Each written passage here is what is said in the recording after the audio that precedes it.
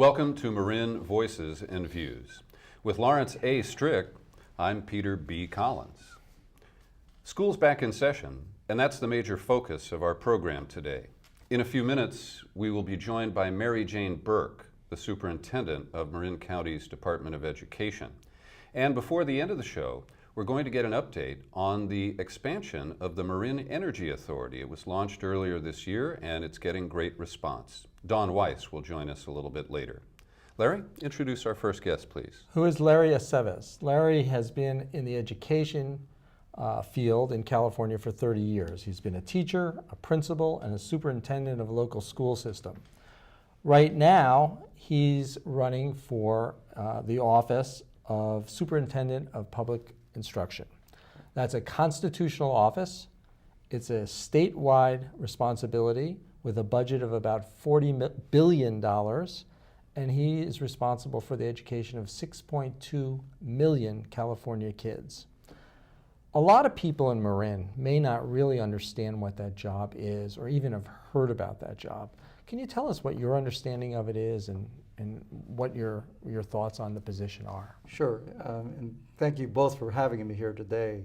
The Superintendent of Public Instruction is really responsible at a statewide level for the curriculum, what kids are taught in the classroom, how they're taught, the materials that are selected and used in the classroom, and really for the testing, how do kids do in the classes. So as the scores come out, like they did a couple of weeks ago, and we're pleased with the numbers going up, that's part of the responsibility of the Superintendent of Public Instruction.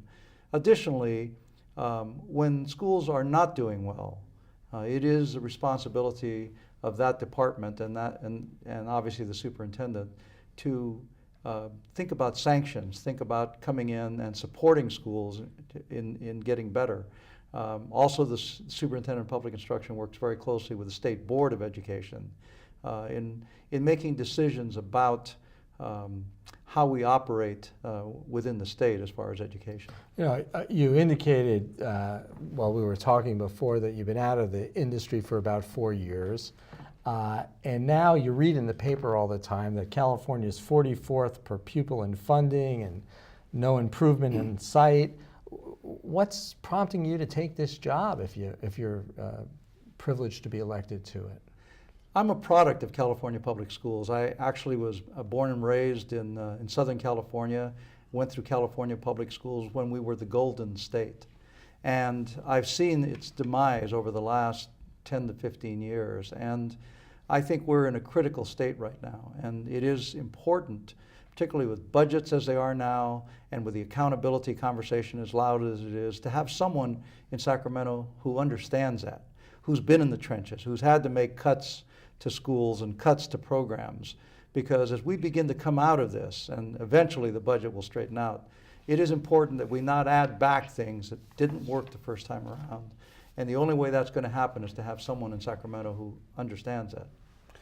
And Larry, one of the things that's going on right now nationally is that President Obama's Education Secretary, Arne Duncan, has fashioned this, it's not quite American Idol for teachers, but it's called Race to the Top. And they're dangling billions of dollars, not all new money, but still dangling money for hard-pressed states. And the requirement is that first, you have to modify our standards, and some people think it would actually be a reduction in standards to meet these new national standards, but you have to make changes in order to compete for the money.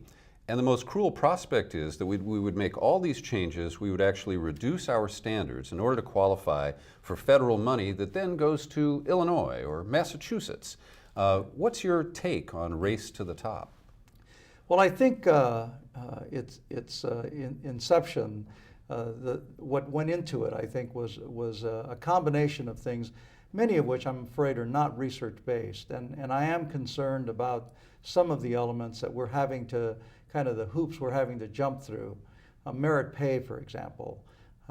I have a real concern about having teachers raise scores for merit pay and what the side effects of that might be. I certainly do believe in accountability. I believe we need to have a system, which California does not yet have a system, to be able to track our kids. But if you don't have good tracking systems for how children are doing and how teachers are teaching, anything about accountability becomes a little bit scary. I am also concerned about the turnaround models, which they're using now, where they're going to shut down the worst schools or fire the principals or fire half the staff. Education is a nurturing environment. And when you threaten people, how do you create a nurturing environment for students when you're threatening the teachers that are working with them? I think there are ways we could do that a little bit easier in California by going in, taking our time, and turning schools around. If we have to move people, so be it. But it ought not to be the first thing out of our mouths that we're going to fire people. Now, beyond that, I do believe that some of the administration conversation about school to career, school to college is very positive, very strong.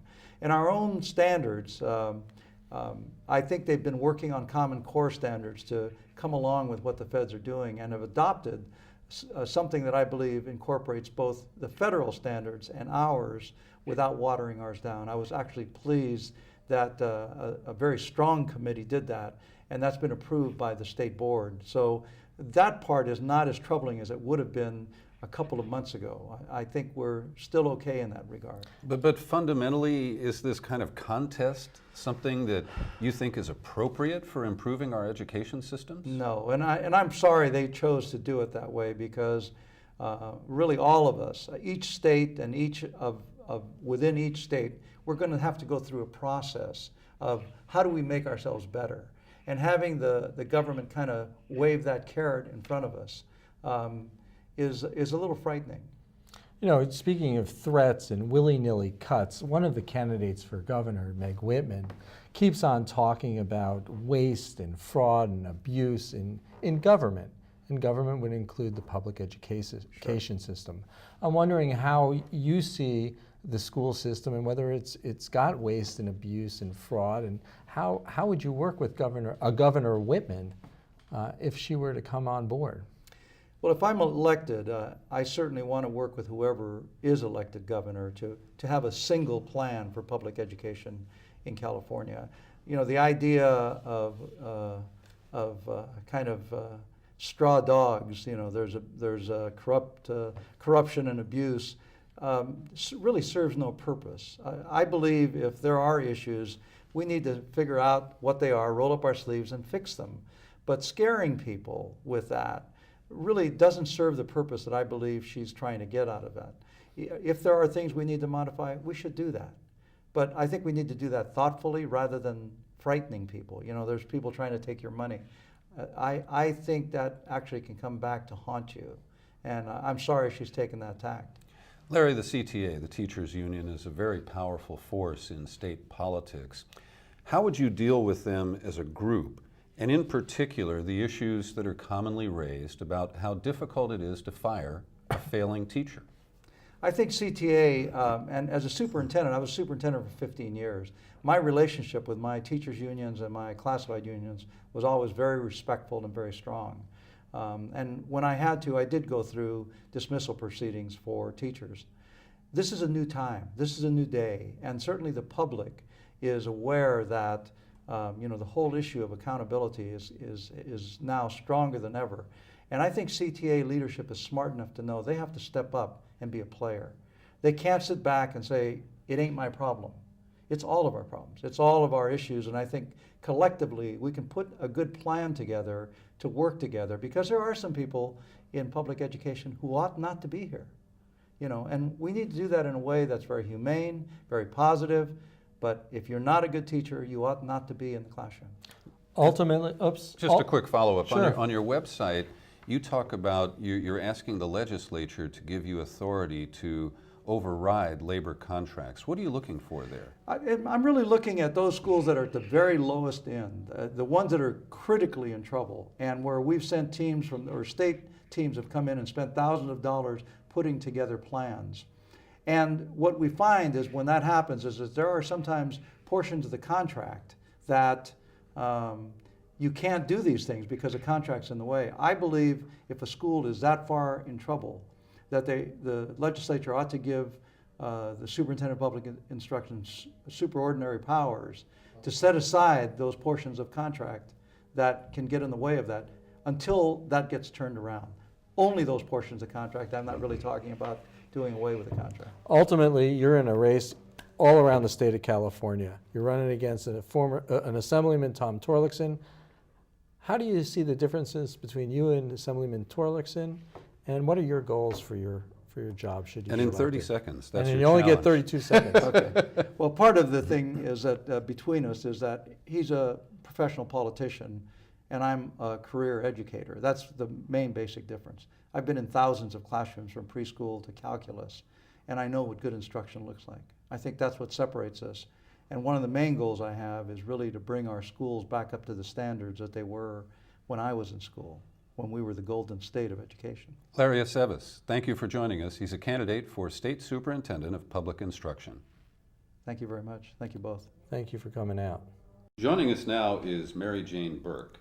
In June, she was reelected to her 5th term as Marin County Superintendent of the Office of Education.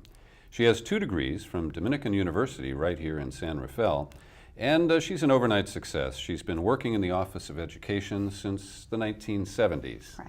Mary Jane Burke, welcome to our program. Thank you very much. I'm really happy to be here. Great. So this is an exciting time as school resumes and our kids are back in the classroom and back into the routines. And behind all that, you and other administrators have had to struggle with huge budget cuts, over $54 million for Marin County in the last 2 years alone. And we don't even know yet what the forthcoming budget will do to education funding for Marin. What have been the impacts and how have we dealt with them to maintain the core quality of education for our kids? There have been many impacts, and so I don't want to give you an unrealistic picture that everything's fine with the public schools. The kinds of activities that have been cut out have focused on those that, in my view, provide a full education for kids. So things like the arts, things like ensuring that we have strong nutrition programs, programs in the areas of sports, some of the intervention programs for children in our community who need more services in order to ensure that they have the same opportunities. There are fewer staff people available to young people, whether it is in the form of nurses, counselors, those kinds of things. And so there has definitely fewer custodians. So what everyone has tried to do is to maintain the core in the best way we can, to understand that to be fully educated, we need all those services available, and then we look to those in our community to help provide support, i.e. backfill, in whatever ways they can, time and money. Mm-hmm. We've heard, and I think there's been some press, that more and more kids that were in the private school, independent schools here in Marin County are shifting and coming back to the public schools or going to the public schools for the first time. Is that increase going to be a significant effect on the schools here? And what are you guys doing to plan for that kind of increase? Yeah, we definitely are seeing an increase, and for this school year, we won't know until about the second week of September exactly what the enrollment will be. So people are planning to determine whether or not they need to add another kindergarten, for example. So we're seeing more in the kindergarten and first grade levels, as well as into middle school. So we're seeing students. So those are natural transition times. I'm not sure if the students are coming just from private independent parochial schools. But I do think that as people look at how they're going to use their limited resources and they take a second look at the public schools in our community, look at real data about how kids are performing, what the ratios are, the academic levels of staff, you think, I'm going to check these schools out. And so I think a lot of people are well aware that the public schools in our community are excellent and some of the best in the country, actually. And Mary Jane, as we look at the situation in an op-ed that you wrote in August in the Independent Journal, one of the things you referenced is that education becomes part of a political game. And when Prop 98 was passed, we had politicians who were talking about how, this is the most important thing we can do to fund education for our children. And now many of those same people are silent or passive as the budgets have been cut severely over the last 3 or 4 years. How do we deal with the politics of education and making sure that the interests of our kids are put first? Well, my view is that we have to look at it, public education for what it is, foundation of our democracy, but more importantly, an investment. And if people can look at the fact that if we invest in the children in a community, that we will be able to count on a lot of things. The vibrance of, what's happening with our local economy, people who are prepared to walk through either door, career or college.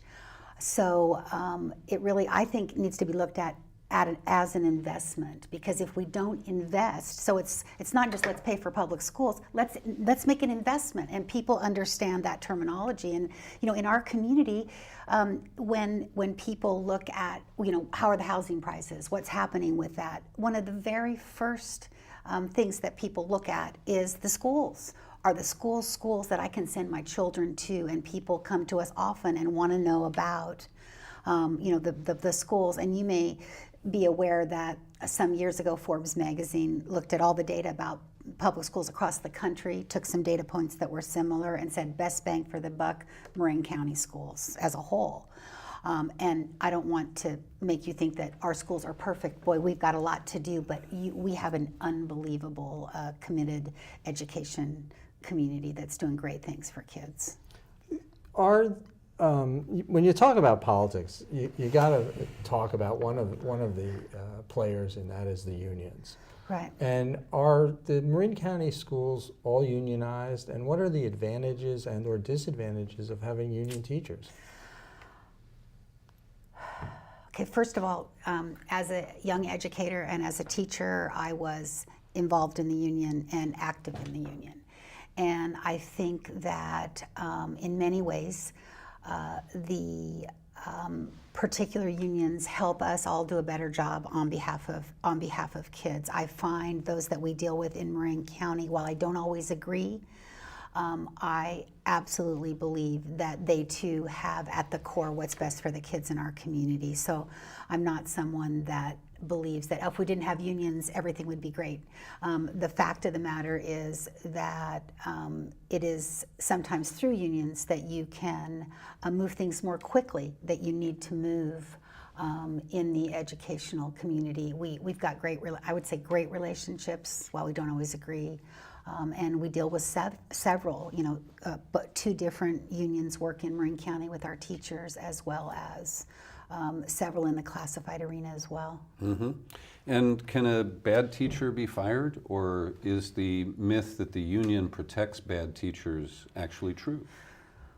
Well, I just hear you say that, and I want to say, and where do you get that? Can a bad teacher be fired? Absolutely, but you got to do your job, right? You can't just say you're out of here. And the role of evaluation is to improve any of us. And people that have gone into this profession are people that want to do good things on behalf of kids. So nobody wants to be a bad teacher or a bad administrator. They want to be great, just like we would want them to be. And there is definitely a process that we can be involved in. So I don't buy it. Yes, you have to do some work. But frankly, if you wanted to fire me, I'd want you to have to do some work too. Right. And well, I don't want to step on you, Peter, but we've talked about the politics, cutting school districts and unions.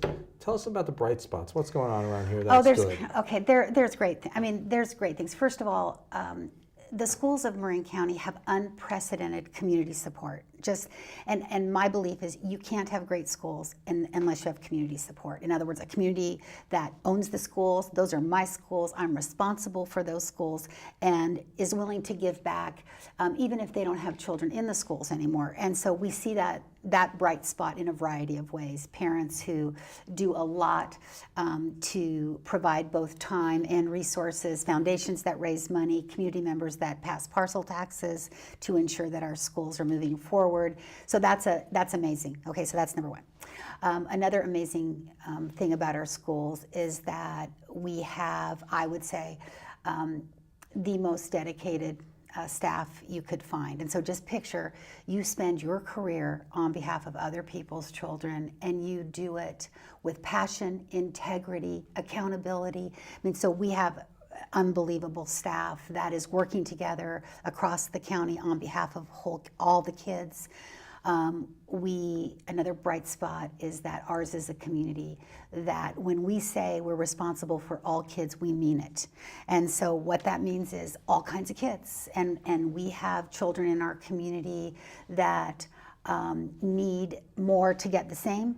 And so it could be an English learner, it could be a kid with special needs. And we have other kids that if we don't motivate them and keep them moving, right, we're going to lose them because they'll be bored. And so we have a whole continuum, and we work hard to make sure we're meeting the needs of, all the students in our community.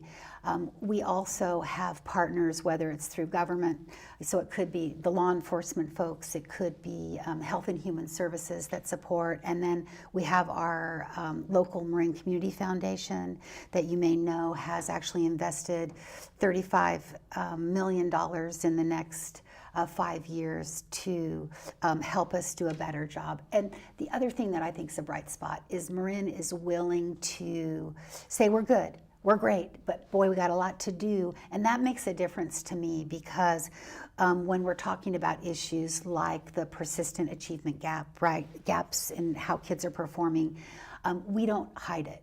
We say, okay, look at that. What can we do? How do we do that differently? And we are clear that our job is to raise the bar for all kids and close the gap. And we're doing it as a community. The other thing is that we work together as a unit when it's good for kids. So we do a lot of sharing of services, student programs, and so on to make sure we're efficient with the limited resources so that we can maintain the public trust. But the best thing about, or the brightest point, are the kids in our community who are happy, come to school, and are good to go. So it's going to be a great school year. It's not going to be easy. It's going to be challenging, but it's going to be a great school year. Mary Jane Burke, we love your enthusiasm. We appreciate all the work you've been doing over these years, and keep up what you're doing. I will. You guys too. Get the word out. Thanks. All right. Okay, thank you. Mary Jane Burke, thanks for joining us today. Thank you very much. My honor. Earlier this year, the Marin Energy Authority started service here in Marin County. We wanted to get an update on the progress, and so we invited Dawn Weisz, the Interim Executive Director of the Marin Energy Authority, to join us. Dawn, welcome. Thank you. Give us a quick update. Since the launch in May or June, how many people have signed up, and is there more demand for clean energy than you had projected? Yeah, well, we began serving customers on May 7th of this year, and we are currently serving just over 8,000 customers.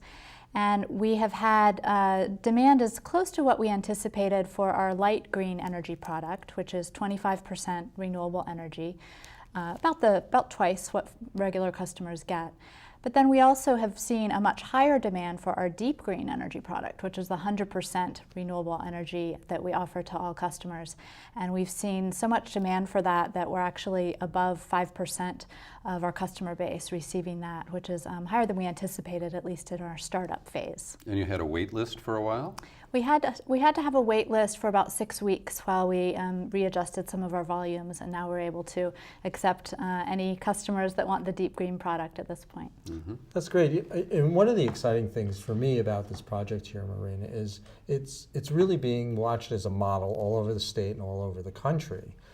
And you could see that by the pushback that PG&E had during the recent election.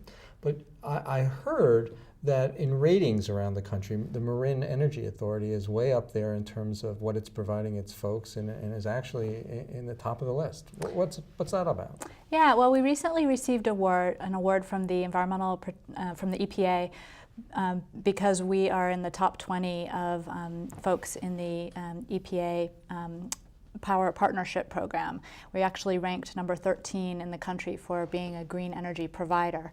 And what we're offering to customers is not easy to get in California or even around the United States, which is an option between a 25% renewable product that comes in at competitive rates with the incumbent utility, or 100% renewable product that comes in at just a few dollars more per month. At my house, I pay $5 extra per month to get 100% green power.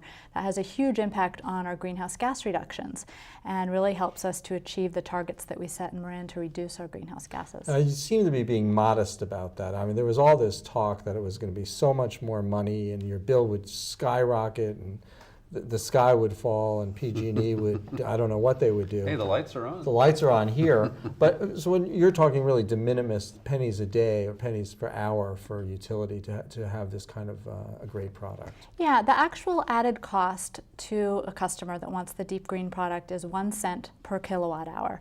So in my home, I use 500 kilowatt hours per month on average. That's $5 a month extra. So the cost is not that dramatic. It's, a couple of lattes a month, and that's something that a lot of customers in Marin are very happy to pay if they want to get, if they want to see a change in their greenhouse gas impacts. However, if customers want to pay the same amount that they've been paying historically, they can simply opt for the light green product, which has the same cost but comes in with twice as much renewable power. And your lights are just as bright and your TV works just as well? Yeah, there's no difference in the power supply itself.